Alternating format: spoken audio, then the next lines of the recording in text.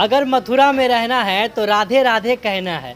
अगर भोजपुरी इंडस्ट्री में रहना है खेसारी खेसारी कहना है। कहना पड़ेगा आप लोग। अगर नहीं कहिएगा तो नहीं रह पाइएगा, क्योंकि खेसारी लाल यादव जहां खड़े होते हैं सारा यूट्यूबर उनके कदमों में पड़े होते जी। पड़े हाँ, होते हैं। जितने भी भोजपुरी इंडस्ट्री के कलाकार हो, यूट्यूबर हो, पड़ा ही रहेगा खेसारी के कदमों में। ऐसा क्यों कह रहे हैं? आखिर क्या नौबत आ गया ऐसा बोलने का कि हम लोग ऐसा कह रहे हैं कि खेसारी सबसे बड़ा हो गया, जिनको रहना है तो उनके कदमों में ही रहना पड़ेगा। आगे चल के आप लोग को बताएंगे आखिर ऐसा क्यों बोल रहे हैं। अगर आप लोग यहाँ तक वीडियो देखें तो पूरा देख लीजिएगा, तभी आप लोग को पूरा बात समझ में आएगा आखिर ऐसा क्यों बोल रहे हैं। हो सके तो इस वीडियो को दूर दूर तक फैलाइए, जन जन तक बात पहुँचे, आवाज़ पहुँचे। तो आइए फिर शुरू करते हैं इस वीडियो को।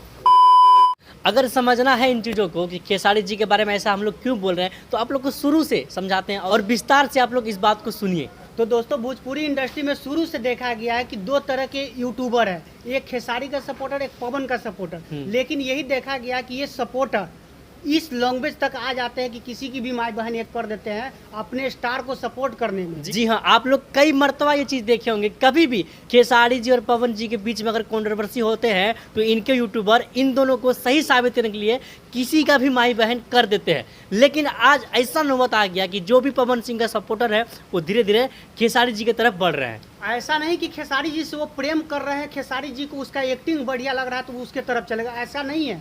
वो इसलिए है क्योंकि उनको डराया गया है, धमकाया गया है।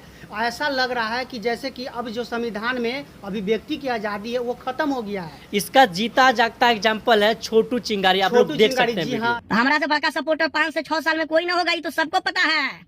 लेकिन बदले में 7 को केस मिला, क्या मिला?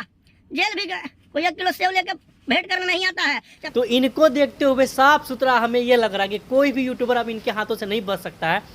खेसारी जी के विरोध जो भी खड़े होंगे उनको जेल के सलाखों के पीछे जाना ही पड़ेगा। जी हाँ, क्योंकि खेसारी लाल यादव के पास हो गया है बहुत ज़्यादा पैसा, उसके पास पुलिस सपोर्ट है, उसके पास ऐसे ऐसे मुस्टंडे हैं कि लोगों को पीछे लगा देते हैं कि चलो हमारे खिलाफ ये बोल रहा है, इसको पकड़ के जेल में बंद करो।